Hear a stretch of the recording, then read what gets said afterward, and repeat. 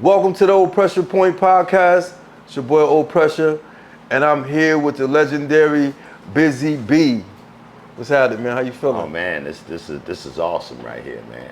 Just to be part of it. You know I'm what I glad to mean? have you, man. Yeah, I'm I'm glad to glad to be have here, you. man. This is what it is.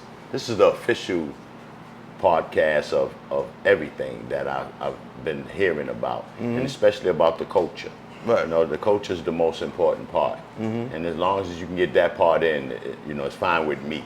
Right. So we go from there. Okay, let's talk about the culture then. So let's go back to the beginning, man. How did you? Okay, let's talk about where you from first, because the people need to know where you from. I'm from the Bronx. Okay. I'm from the Bronx in New York. I'm known to the world as the first solo MC of hip hop. So when I say that, it goes back to the 70s Okay. and before the name hip hop. Right. Keith Cowboy is the main sole person who actually started this culture called hip hop because he's the originator of the word hip hop. Right. So, and I've been a part of it since then. Okay. So I can originally say for me being a solo MC, because everybody else that DJ, their name was DJ. Right. So DJ Kool Herc or DJ Hollywood Right. or DJ Coke Rock. Coke Rock was like, they say he was the first rapper, but he was Okay. the first DJ rapper, and I can give him that because then he's older than me as well. But he's a DJ. Right. I don't have DJ in my name. It's MC. It's Busy MC. B. You know what I'm MC saying? Busy I'm B. the MC. So Right. being that, at that time it was Flash had 3 MCs.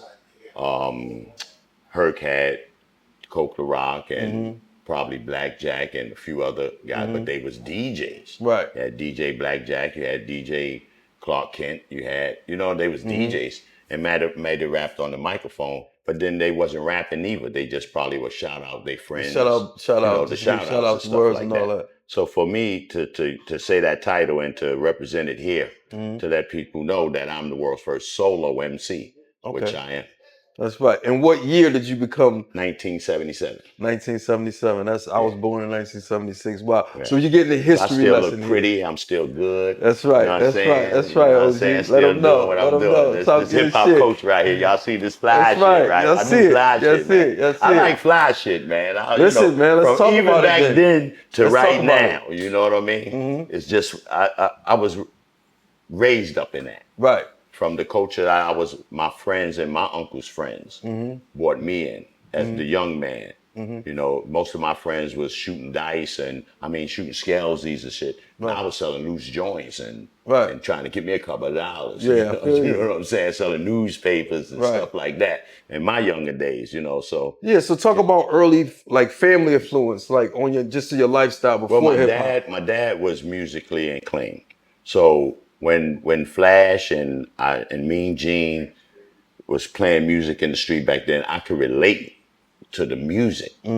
See, now again, Flash was a teenager or a man to us. We was young guys. Right. So we wasn't allowed to go to a Hollywood party because he was older. His audience would be able to buy drinks. We was kids. We couldn't do that. Right. So we wasn't allowed to go into that. So when we develop our own culture, all of a sudden it got big. Now they want to come and be down there. We hip hop. How you Okay. hip hop? But we couldn't come in your joint. Right, right. You know what I'm saying? Right. We again, no disrespect, but that's what it was. Right. Now y'all was playing music, yes. Y'all was DJs and rappers. Y'all wasn't even thinking about MC, and there was no MCs. There was no MCs. Actually, Melly Mel is the father and the of MCs because other than that, it was me with the party stuff. Throw your hands in there. I tried to make you feel good to the groove. Right. Melly Mel's did a rhyme that made the world listen to when he said, "A child is born with no state of mind, blind to the ways of mankind. God smiling on you and he's frowning too." That fucked the world. Right. They said, "Did you hear what that man said?" And everybody's like, "Oh shit, you can do that?" And everybody started all of a sudden rhyming and trying to make sense of what they were saying. But you couldn't. The DNA in our culture today, even in the rap, because rap is something we do. Right. Hip hop is something we live. Right. So for all the rappers and the artists that's making records and stuff, that DNA is the Grandmaster Melly Mel all day, every day.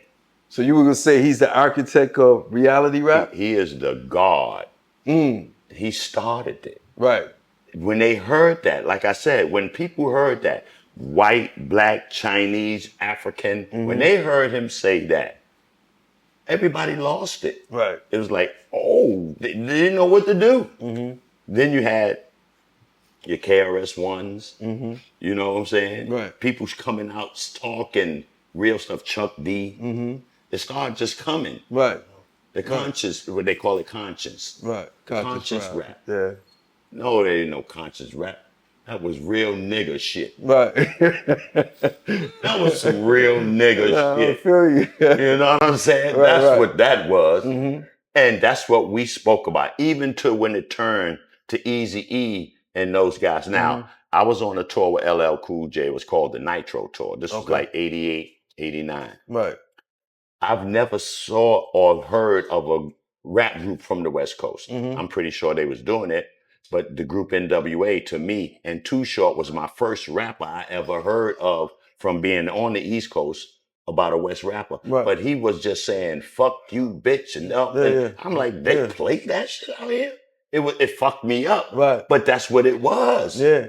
And man, I was happy, and I would say, yo, what we did is spread it like wildfire. Everybody is doing that, So man. the first, give me your first feelings of like hearing yourself on the radio.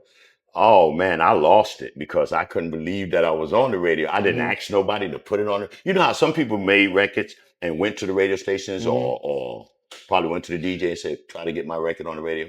I ain't do that with Suicide. And that was really the first record that broke, that made people like, oh shit. And what year was that? 88. 88, okay. So that happened like that. And so when I heard it, I thought my friends I gave everybody a tape of my new song. You know, I did that much. Yeah. So I thought people was just playing it in my neighborhood. And they was calling me out the window and say, hey, Busy, the radio. So I got up, I'm looking, and I hear the song, and I'm like, yeah, I'm happy. And everybody say, no, motherfucker, the radio. So I ran in the house and I pressed the radio on, and BLS was playing. I lost it. I fell to pieces. I'm like, yo! And they was doing at this time, BLS doing the exercise. So they was playing the beat, and she's doing the bend and stretch and bend. They playing Suicide, the beat. Oh man. And here's the real thing that really like made me say, because Melly Mel helped me write Suicide. Melly Mel gave me the name. Because I let the beat, Jazzy J made the beat. The beat was for Grand Poobah, Will Smith, Chuck D. It was for a few people. They didn't like it. He said, Biz, so I listened to it again. I said, yeah, that's dope. Let's go to the studio and do it. Melly Mel came to the studio. I said, yo, man, I'm doing this beat, man. What you think of this? He listened to it. He said, man, that's just Suicide. I said, yo, we gonna call it that.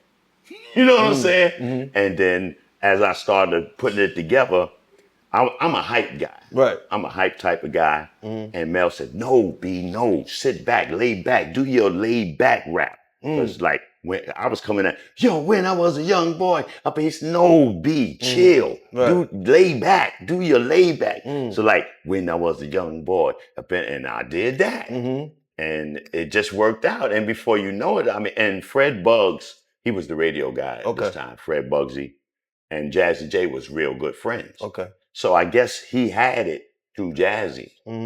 And I didn't ask nobody nothing. They just liked it. They said, that's awesome. Biz got it right now. So I was a hit for 10 minutes. You know what I'm saying? And that's what it was. So I'm gonna ask you a question. It's kind of controversial. So I don't know if you up on it, if you pay attention to the internet. Lord Jamal, right? He's been addressing the Puerto Ricans. Yeah, and the founders man, of hip hop, and the Black Americans. And Jamal's my dude. Right. But he wasn't there, so you don't know. Okay. So no problem. But the Puerto Ricans played a major part in our culture. Okay. Now, when I say that, they was doing graffiti, break dancing, but they wasn't there when Cowboy was saying hip hop. At this time, they probably was doing graffiti on the walls and wherever they was doing it. But that wasn't a part of hip hop to us. That was just some shit y'all putting on the fucking trains and the walls. You know what I'm saying? Right. But we allowed them in because they had the language. Right. They appreciated our shit. Again, hip hop in the beginning was nigga shit. Right. That was for niggas to do. Right. We had no idea that it was a do what it did. Right. Until we did a movie. We did a movie called Wild Style. Wow, so okay. But the break dancers, which was mainly Puerto Ricans, actually got the attention of corporations to where the first commercial of Pepsi was by a Puerto Rican break dancer, Mr. Freeze, that did the spinning on the back, and you remember all of that? Right. That was a Pepsi commercial. He broke the barriers. So yes, they played a major part of our corporation with the Spanish language, the graffiti, the break dancing. I mean, you know. So to Jamal, you know you my dude, Jamal, and I love you to death. But they played a major part of this culture we call hip hop. And again, it could be those guys that did it, but they was there. They accepted it because it was nothing but us. It was just Puerto Ricans and brothers. And we wasn't brothers. Again, no disrespect to them, but we was the niggas. It was the niggas and the Puerto Ricans. And we made something out of our culture early on to develop where the corporations came on and peeped our culture and understood it to where they capitalize off in it now. And which is awesome because they're feeding families. Right. That's the beauty of it. Right. To feed the families. But again, too, do it with the real people and not make people. Because they making rappers to look like rappers for their commercials. Fair enough, because again, you feeding a family. But then use the originals or find some of the originals. They here. I'm here. I look That's good. right. I'm prettier than motherfucker. Yeah, I hear you. I'm still here. That's shit. right. Talk your shit. Yeah, I'm still here, man. That's right. Fuck that. So, you know, again, it's all about peace, love, unity, and having fun. That's hip hop. Rap is something we do. Hip hop is something we live. Right. We changed this culture. We stuck this planet up without a gun. There's no place on planet Earth, no place that you can't go that there's no break dancers, graffiti, or emceeing, or DJ. Right. No place. I done been halfway around the planet. Only place I haven't been was Russia, Africa. You know, in Russia, I don't need none. I don't drink vodka. Right. And I'm scared, you know, from the time they say you got to go to Africa, you got to do too many shots from the doctors. And I'm scared of needles. So I ain't going to be no dope fiend. Right. I ain't no, you know what I'm saying? No, I feel you. drink wine, grapes, and smoke fire. I hear you. That's me. So let's talk about them commemorating 50 years of hip hop. Do you think that was laid out the right way? Do you think more could have been done, or no? How you feel about that? It was laid out the right way, but in the wrong perspective. Okay. Because again, there was a few of us that didn't get the proper due that they were supposed to if you celebrating 50 years of hip hop. Because actually, I did 50. But if they supposed to make money, I didn't. I wasn't a part of the BET TV shows. Again, the corporations. Right, the corporations. Took over most of our culture for their benefits. Right. And again, you feeding us, but you got to find the icons. The icons are still, we here. Right. I mean, you got your Grandmaster Flash. He's a DJ though. You still have MCs that's involved with this. You still have graffiti writers that's been involved with this. They got nephews and kids. They kids would like to say, hey, my uncle did this, even if he's not here. So again, I did contribute to all the DJs and the fallen MCs who didn't make the 50. Right.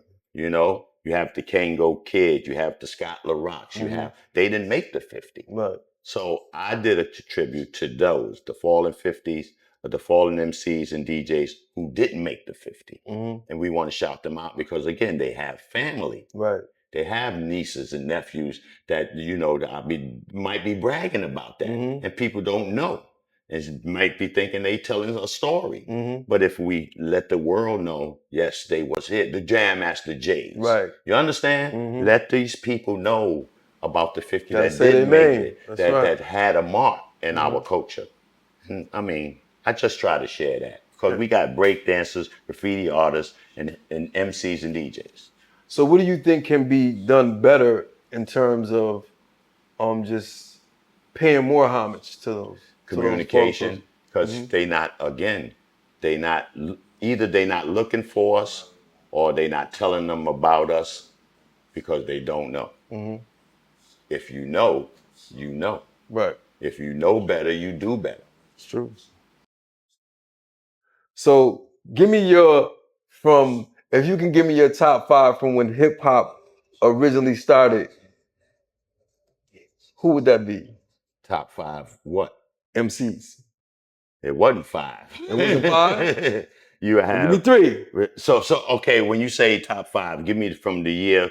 Okay, the year started hip hop 70s, 78 when 78. Cowboy Okay. made the word. So from what year to what? Okay, so let's do 78 to 85. Okay, so you have groups of MCs. Melly Mel will be the Dawn.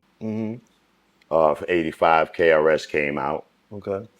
For me, Curtis Blow was out. Okay.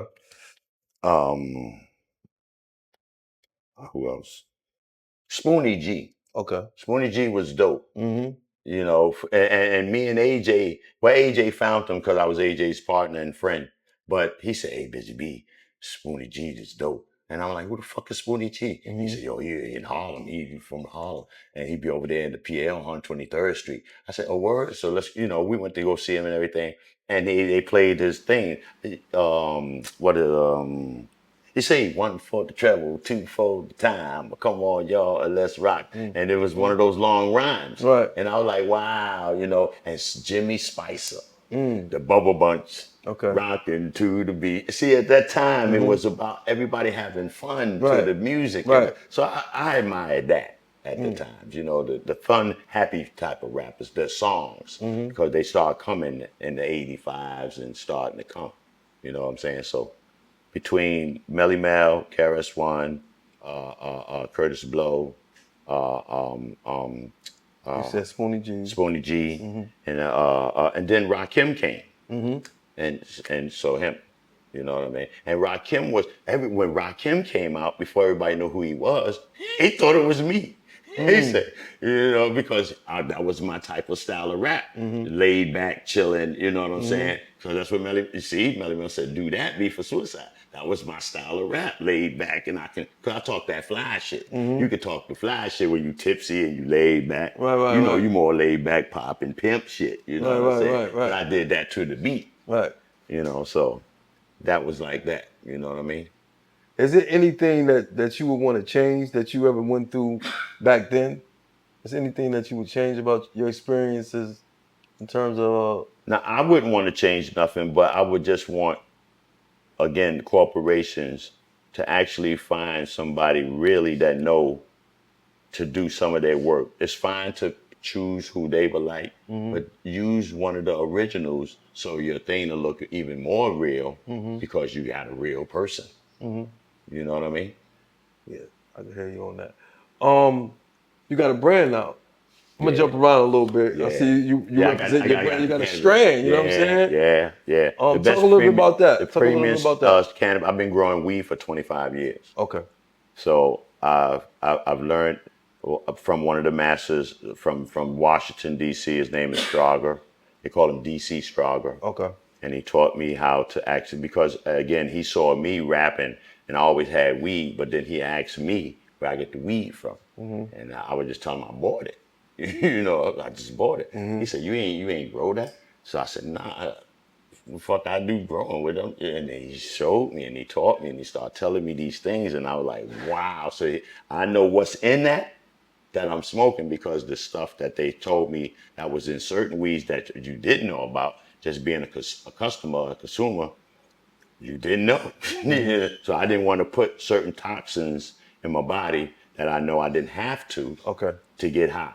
Right. So I learned about it. I met Steve Hager, who's one of my dearest friends, and he is the founder of High Times Magazine. Oh, he was wow. the founder.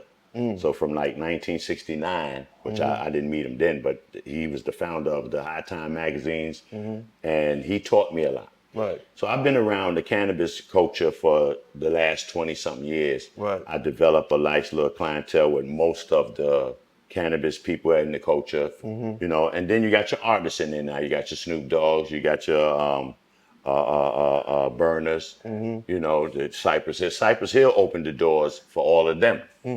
And then what made me like more about our culture, hip hop, when I saw Cypress Hills on the High Time, I said, "Oh, we in, we in now. We can smoke our shit for real." Right. And you know, see, I never really hated on other MCs or rappers or that I saw in the culture get love in a new corporation, because then I said, yes, open that the door mean for you. yes, yes. Right. That mean now they just gotta find me, or I have to be at the right place at the right time, and they'll see the real shit that they would rather. And you know, I still ain't strike gold yet, but Right. I did pretty good. You know what I'm saying? So give me a monumental moment at Rooftop or a jam. Rooftop?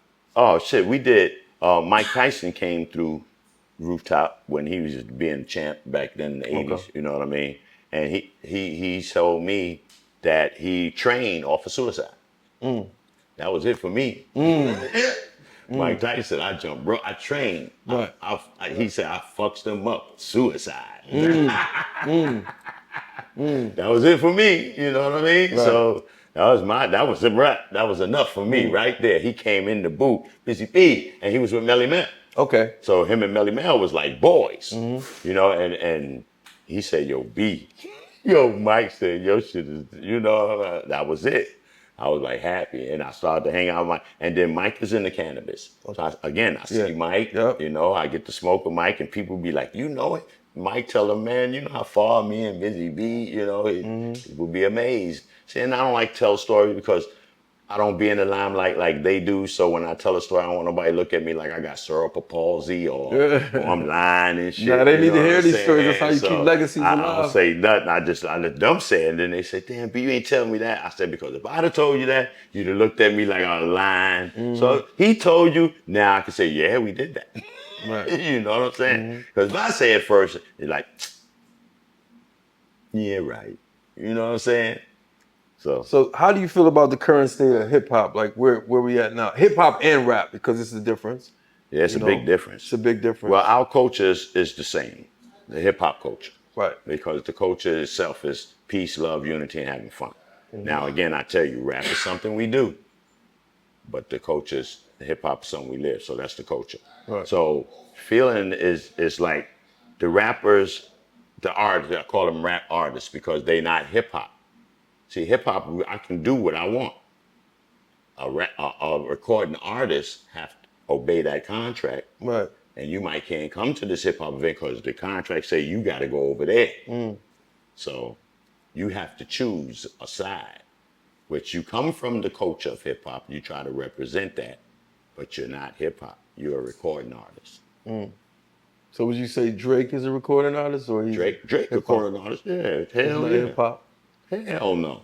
He don't know nobody in hip hop. Kendrick, what about Kendrick? Kendrick hip hop to the fullest. Somebody raised that man the right. Hey, again, the facts is the facts, and he speak before the song that he got that's blowing the world up. Yeah. I already knew about him. He spoke hip hop. He did what we did in the beginning. He's getting over what we did in the beginning, and that's awesome because that's what it is. He's telling you facts if you listen to his lyrics. Right. You know what I mean? And he's having fun doing it. See, our thing was having fun. Right. You know, you make your money, of course. Anybody that you work and you get a check, you get your check, you get paid. But we had fun doing what we did. So you think that element is missing? Yeah. When I meet the guys, when I meet the rich guys or the people and they give me their time for a minute to say, okay, I heard about you or whatever. You know what I tell them? I say, yo, player, is you having fun? Maybe they'll look at me for a second. They probably want to say hell no or yeah, but they want to say yeah because they might be fronting. But I said, yo, when we was doing this shit, man, we was doing the same thing, but we was having fun like a motherfucker. We was doing this, running around, and they look at me like, really? Yeah. We had fun doing this shit, man. This shit wasn't like no job. Right. This shit was fun. Get the fly girls with the nice booty that you can choose. I can have that. What? Yeah. Say this? Yeah. You know, everybody else is serious now. Right. Everything's so serious, man. I try to loosen up, have some fun, man, because when it's over, it's over. Do you ever think about when you out of here? You know, Right. fly girl, fresh, get out of here? Shit. Talk about some of your tour experiences. I've been around the planet, so where you want to go? Japan? Expose me to the culture of Japan. I've never been man, there. I had some Chinese pussy, real Japanese pussy. I had some. Right. Yeah. You know, the ooh, cha cha la la la la pussy. Yeah, they scream like that. So, and I had a good time. You know, next country, Germany. I went to the Berlin Wall. Okay. I saw that when they knocked it down. Actually, when they knocked it down, I was out there that time when they knocked it down. Right. We did shows, you know, did parties and stuff. So I met some German people. German people were weird though. It seemed like, I don't know, and I don't want to sound rude, but every place in Germany, people looked at like they wasn't human. Like something was wrong. Like what the fuck? So I mean, but London was pretty cool. Okay. You know, I had some nice people. I did the World Cup 2008. That's big. I did the World Cup. Me, Karis won. Okay. A few other artists was out there, Carmen, you know, doing certain shows. So I got to see a little bit there. I met the skinheads. You know what I'm saying? They just a bunch of white boy niggas. Right. You know what I'm saying? Right. It's organized. You know what I'm saying? That's all. And hey, this hip hop for me, man, I met kings, queens, prime ministers, pimps, hoes, you know, entrepreneurs, bitches. This shit is wonderful, man. I met all of that. Now I met Prince, man. I hung out with Prince. God bless the dead. Right. You know what I'm saying? Shit, man. I mean, when they said you never thought hip hop would take it this far. Right. That's, I mean, to see everything coming to fruition. Yeah, man. And we you had still the here to first tell soul about it. plane going to Tokyo. And this was like, you know, we had the Wild Style. We did a movie called Wild Style. Okay. So we had the Cold Crush 4, the break dancers, the DJs, and they took us all out to Japan for 30 days to do certain tours. We did Osaka, did Tokyo, a jam-packed audience and everything. Nobody spoke English or nothing like that, but they knew our shit. They could sing our song and everything. But after that, it's back to That's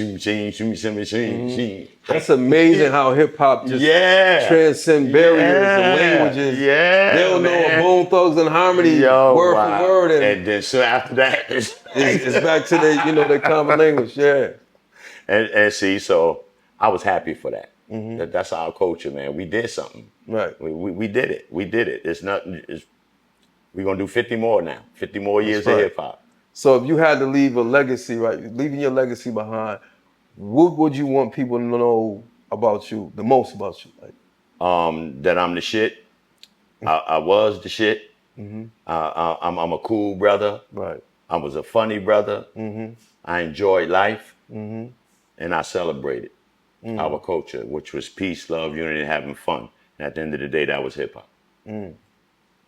I ain't never worked 6 months a day in my life, man. I've been around the planet. I just told you, I've been around the planet. Right. I got the same wife for 40 years. You know, so y'all can call it what you want. You know, I got the same bitch, hoe, sister, whatever. I got the same one, 40 joints. Right. You know what I'm saying? So I'm proud of that. And then for my other MCs, from the Dougie Freshes to the Big Daddy Kanes to the Biz Markies, my close friends that. So I saw them do their thing. I'm proud of them. I'm happy for them. That's it. They can do their family. They can buy shit and do stuff. That's it, man.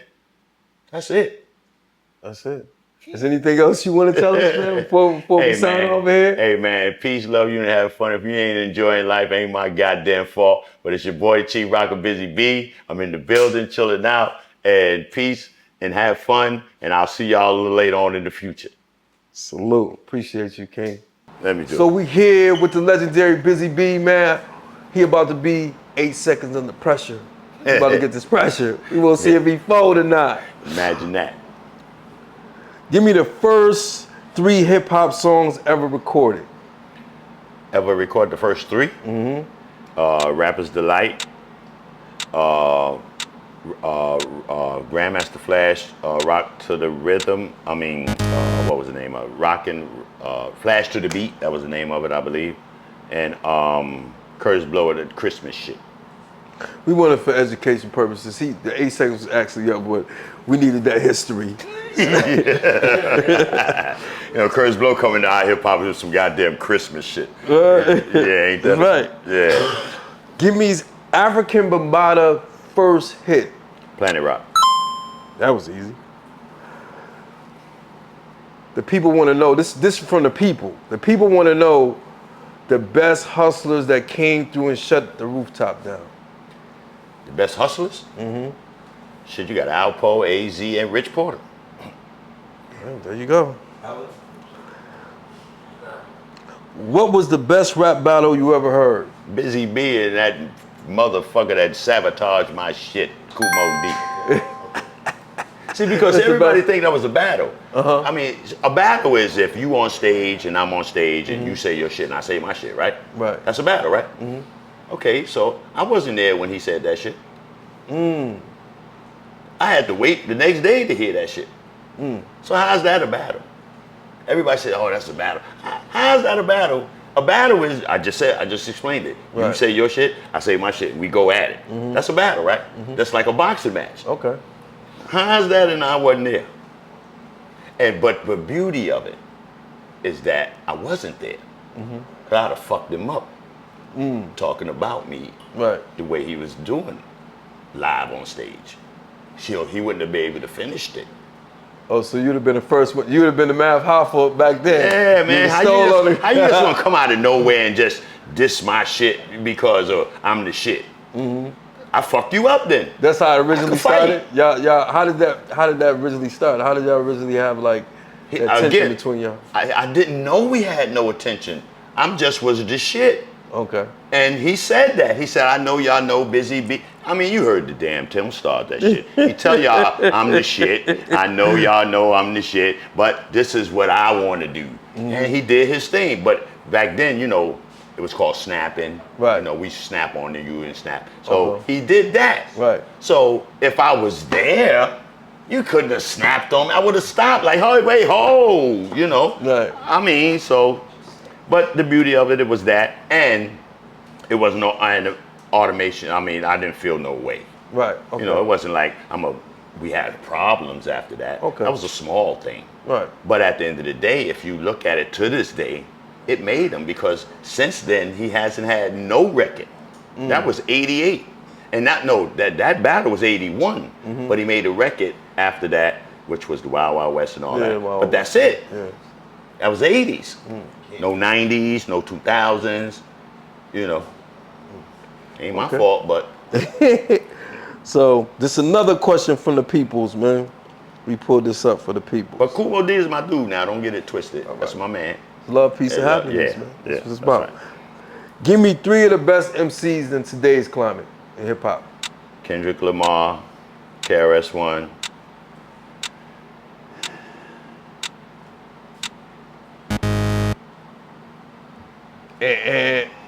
I'm looking for one more. But we want to hit it one more. We got to hit it one more. It's 3. So I gave you Kendrick Lamar, still KRS-One. Eminem. Eminem, dope, man.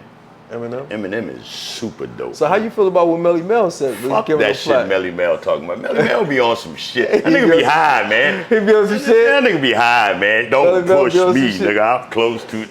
Nigga, that nigga be high, man. So you don't agree with Melly Mel? Fuck no, man. Eminem the shit, yo. He's a dope MC. Fuck all that, man. He's definitely dope. Yeah. Okay. So, man, I definitely thank you for coming to the old pressure point. We signing off. Yeah. It's a legendary we got the Busy pressure B. point time now. Yo, we signing out. Yo, I'm getting the hell up out of here. I got things to do, places to go, and other people to see. Huh? Salute.